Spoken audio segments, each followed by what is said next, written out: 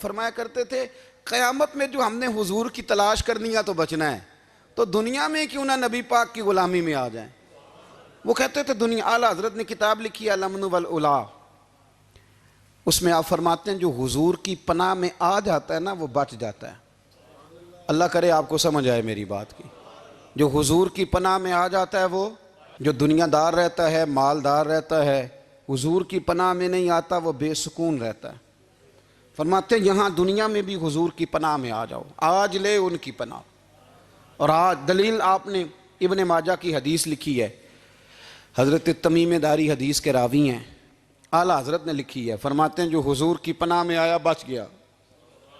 دلیل دیتے ہیں، فرمایا انسان تو انسان، جانور بھی آتے تھے تو بچ جاتے تھے۔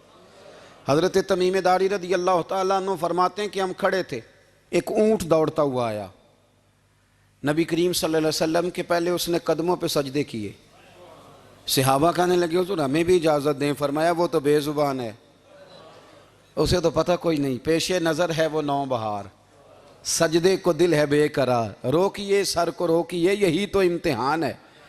فرمایا اسے کیا پتا، تم تو مکلف ہو شریعت کے، تمہیں اجازت نہیں ہے۔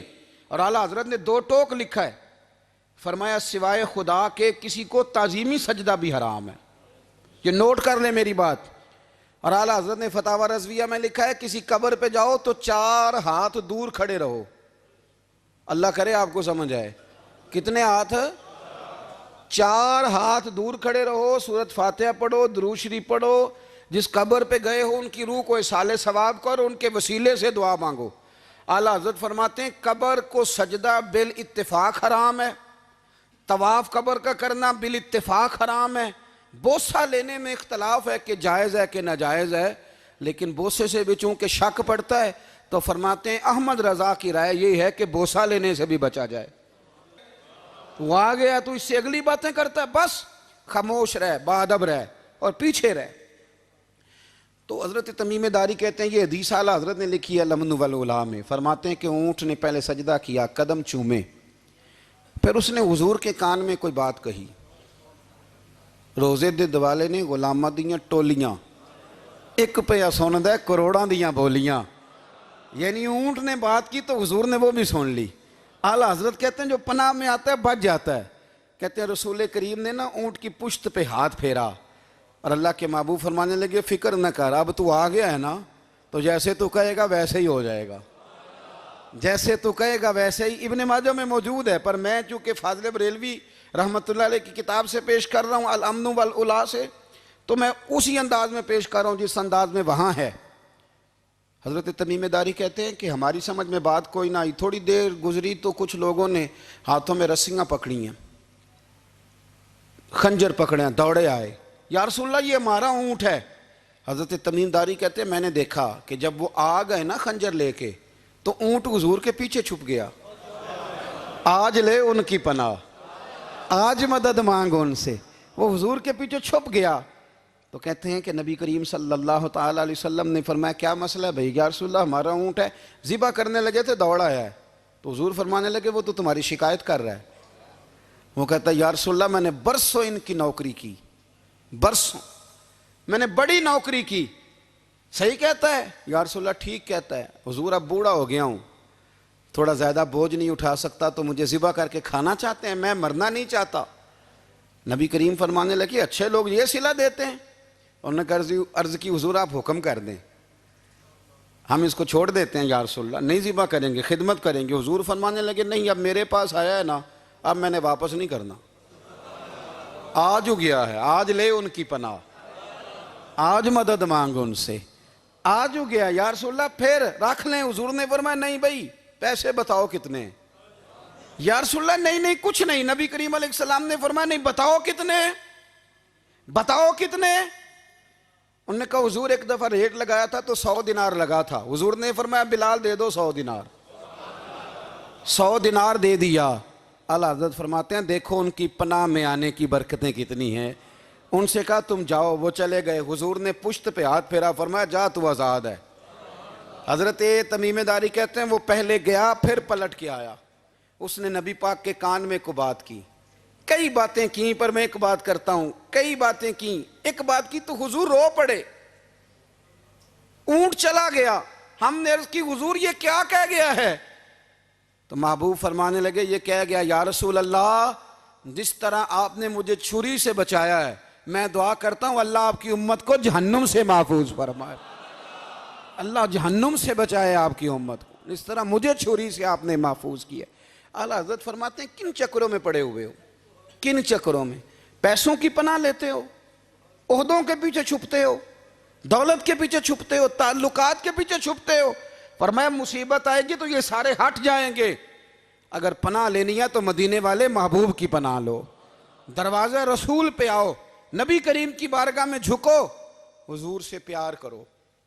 اعلیٰ حضرت فرماتے ہیں محبوب کا ادب کرو، رسول اللہ کی غلامی کرو. فرماتے ہیں پھر کہ گلی گلی تباہ ٹھوکریں سب کی کھائیں کیوں، دل کو جو عقل دے خدا تو تیری گلی سے جائے کیوں. اور فرمانے لگے جان ہے عشق مصطفیٰ روز فزوں کرے خدا، جس کو ہو درد کا مزہ وہ ناز دوا اٹھائے کیوں. جس کو ہو درد کا مزہ وہ ناز دوا اٹھائے کیوں. انہوں نے محبوب کریم کی محبت کا پیغام دیا، صحابہ کی محبت کا، بولیے صحابہ کی محبت کا. پوری کتاب لکھی حضرت صدیق اکبر جناب عمر کے فضائل پر. اور مزے کی بات یہ ہے کہ اعلیٰ حضرت نے نا اردو شاعروں میں سے کسی کو توفیق نہیں ہوئی حضور کو شہنشاہ کہنے کی. اعلیٰ حضرت نے کہا میرے نبی شہنشاہ ہیں. دلیل کیا دی؟ فرمانے لگے پڑھو ترمذی. حضور نے فرمایا میرے 2 وزیر زمینوں میں ہیں 2 آسمانوں میں. زمین کے 2 وزیروں کے نام ابو بکر اور عمر ہیں، آسمان کے 2 وزیر ہیں جبریل اور میکائیل. تو اعلیٰ حضرت کہنے لگے حضور وزیر تو کسی شہنشاہ کے ہی ہوتے ہیں، پھر کہہ لو نا شہنشاہ. تو پھر فرمانے لگے حاجیو آؤ شہنشاہ کا روضہ دیکھو، حاجیو آؤ شہنشاہ کا روضہ دیکھو. کعبہ تو دیکھ چکے اب کعبے کا بھی کعبہ دیکھو، کعبہ تو دیکھ چکے اب کعبے کا بھی. غور سے سن تو رضا کعبے سے بھی آتی ہے صدا، میری آنکھوں سے میرے پیارے کا روضہ دیکھو. اعلیٰ حضرت نے ساری زندگی اور صحابہ کرام کی بات کی، اہل بیت کی بات کی، اولیاء کی بات کی، صوفیاء کی بات کی، دفاع کیا سب کا، سب کے شانوں میں لکھا، امت کو بتلایا کہ اپنے بزرگوں سے جڑے رہو گے تو بچے رہو گے. اعلیٰ حضرت نے طنز کرنے سے، تنقید کرنے سے، بلا وجہ غلطیاں نکالنے سے اور ایک دوسرے پر لان تان کرنے سے ہمیں بچنے کو کہا. اعلیٰ حضرت فرماتے ہیں کوئی علم اگر آ جائے نا تو اس کا معنی یہ نہیں کہ سب کو جاہل سمجھ لینا چاہیے. سمجھ آ رہی ہے میری بات کی؟ ہم جس شعبے میں بھی ہوتے ہیں نا سامنے والے کو ان پڑھ ہی سمجھتے ہیں. مولویوں کے بارے میں بعض لوگوں کا خیال ہے کہ یہ پتہ نہیں کون سی مخلوق ہے، ان کو کیا پتہ دنیا داری کا. میں صحیح کہہ رہا ہوں.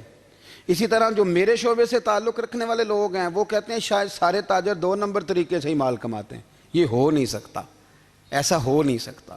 ہمیں نا دوسروں کی اہمیت کی خبر رکھنی چاہیے. ہم ایک دوسرے سے پیار، ہم طنز کرتے ہیں، تنقید کرتے ہیں. فاضل بریلوی منع کرتے تھے. آپ فرماتے ہیں یہ طریقہ درست. ہم جب غلطیاں نکالنے پہ جاتے ہیں تو معاذ اللہ اتنا اوپر بن جاتے ہیں کہ معاذ اللہ ثم معاذ اللہ اللہ رسول تک پہنچ جاتے ہیں. اعلیٰ حضرت کے زمانے میں ایک شخص نے کہہ دیا نبی پاک کا خیال آئے تو نماز ٹوٹ جاتی ہے. عقل ہے نا جی، جہاں مرضی لے جاؤ. وہ کہنے لگا جی میں نے خالص اللہ کے لیے پڑھنی ہے نا فلسفہ عجیب. نبی پاک کا خیال آئے تو نماز. اعلیٰ حضرت فرمانے لگے تو بڑا ہی پاگل ہے. جب تو کہے گا السلام علیکہ ایھا النبی خیال آئے گا کہ نہیں؟ فرمانے لگے تو بڑا ہی نادان ہے. جب تو کہے گا اللہم صلی علی محمد وعلی خیال آیا کہ نہیں آیا؟ فرمانے لگے تو نبی پاک کی بات کرتا ہے، نماز میں تو ابا اماں کا بھی خیال آتا ہے. ربنا اغفر لی والدیّ. فرمانے لگے ربے کے خیال سے نہیں ٹوٹتی تو مدینے والے کے خیال سے کیسے ٹوٹ گئی؟ فرمانے لگے بڑا ہی بیوقوف ہے تو. اعلیٰ حضرت فرمانے لگے تو کہتا ہے حضور کا خیال آئے تو ٹوٹ جاتی ہے. فرمانے لگے جب تک حضور کا خیال آئے نہ نماز ہوتی نہیں. جب تک حضور کا خیال نہ آئے نماز ہوتی نہیں، سوال ہی نہیں پیدا ہوتا. لوگوں نے کہا جناب وہ کس طرح؟ تو اعلیٰ حضرت فرمانے لگے اللہ نے کہا قرآن میں واقعی الصلاۃ نماز پڑھو. یہ نہیں بتایا کتنی پڑھنی ہے، اور یہ بھی نہیں بتایا فجر کی کتنی پڑھنی ہے، یہ بھی نہیں بتایا ظہر کی، یہ بھی نہیں بتایا قیام کیسے کرنا ہے، ہمیں یہ بھی نہیں بتایا رکوع کیسے کرنا ہے. ہمیں پتہ کیسے پتہ چلا؟ جب صحابہ نے کہا نا رب کہتا ہے نماز پڑھیں تو کیسے پڑھیں، تو حضور فرمانے لگے سلو کما رأیتمونی اصلی، نماز اس طرح پڑھو کرو جس طرح مجھے پڑھتے ہوئے دیکھتے ہو۔ تو کہا یہ تو کیسی عجیب بات کر رہا ہے کہ نبی کریم صلی اللہ علیہ وسلم کا خیال آئے۔ اور پھر بڑی مزیدار بات، ایک شخص نے اعلیٰ حضرت سے آ کے نا، اس زمانے میں نا ایک آریہ مذہب ہوتا تھا، اب اللہ کا شکر ہے وہ کوئی نہیں، اب ویسے جو بڑے نئے نئے مذہب نکل آئے ہیں، جو آدمی جتنا پڑھ جاتا ہے معاذ اللہ وہ ایک نئی بات ہی شروع کر دیتا ہے، اور جو انوکھی بات کرے اس کے پیچھے رش بھی زیادہ ہو جاتا ہے، سٹائل ذرا ہٹ کے ہو نا جی تو ذرا ماحول جلدی بن جاتا ہے۔ تو وہ آریہ مذہب تھا، تو وہ ایک آریہ آ گیا اعلیٰ حضرت کے پاس، آ کے کہنے لگا کہ فرض کی اہمیت زیادہ ہے کہ سنت کی؟ تو اعلیٰ حضرت فرمانے لگے بھئی اہمیت تو فرض کی زیادہ ہے۔ تو کہنے لگے آپ کا وضو تو پھر سنت سے شروع ہوتا ہے، وضو میں پہلا فرض ہے منہ دھونا، اور آپ سب سے پہلے ہاتھ دھوتے ہیں، یہ بھی سنت، ناک میں پانی ڈالنا یہ بھی، کلی کرنا یہ بھی۔ میری بات کی سمجھ آ رہی ہے؟ اس نے کہا یہ آپ عجیب لوگ ہیں، فرض اگر بڑا ہے تو پہلے فرض ہونا چاہیے تھا۔ سمجھ آ رہی ہے میری بات کی؟ لوگ دین پر بڑے بڑے مختلف اعتراضات کرتے ہیں نا، اس نے کہا جی پہلے ہونا چاہیے تھا فرض، تو منہ دھونا فرض ہے، آپ نے گھٹنوں تک ہاتھ دھوئے، اب یہ جو آپ نے ہاتھ دھو یہ بھی سنت، کلی کری تو وہ بھی سنت، ناک میں پانی ڈالا تو وہ بھی سنت، تو آپ تو چوتھے نمبر پہ فرض ادا کر رہے۔ تو اعلیٰ حضرت فرمانے لگے تم اصل میں محبوب کا غلام نہیں نا، ہاں تجھے کیا پتا ہو یہ بات کیا ہے، تو بیٹھ جا ہم سے سن، ہم تجھے بتاتے ہیں۔ اس نے کہا جی کیا مطلب؟ فرمانے لگے یہ محبوب جو ہے نا ہمارے، یہ ہمیں بڑی جگہوں سے بچاتے ہیں، یہ بچا بچا کے فرائض تک لے جاتے ہیں۔ کیا مطلب؟ کہنے لگے حضور نے ہمیں کہا ہے کہ پہلے نا ہاتھ دھو لو، پتہ چل جائے پانی زیادہ گرم تو نہیں، منہ جالی نہ جائے، پہلے نا دیکھ لو۔ فرمایا پھر ناک میں ڈال کے پتہ کرا لو کہ اس میں سے بدبو تو نہیں آتی، سنت بھی ادا ہو گئی، پتہ بھی چل گیا بو تو نہیں آ رہی۔ اور فرمایا پھر منہ میں ڈال کے چکھ لو کہ بد ذائقہ تو نہیں۔ اب یہ 3 سنتیں ادا کر کے تم فرض ادا کرو گے تو اللہ بھی راضی ہوگا، اللہ کے رسول بھی راضی ہوں گے۔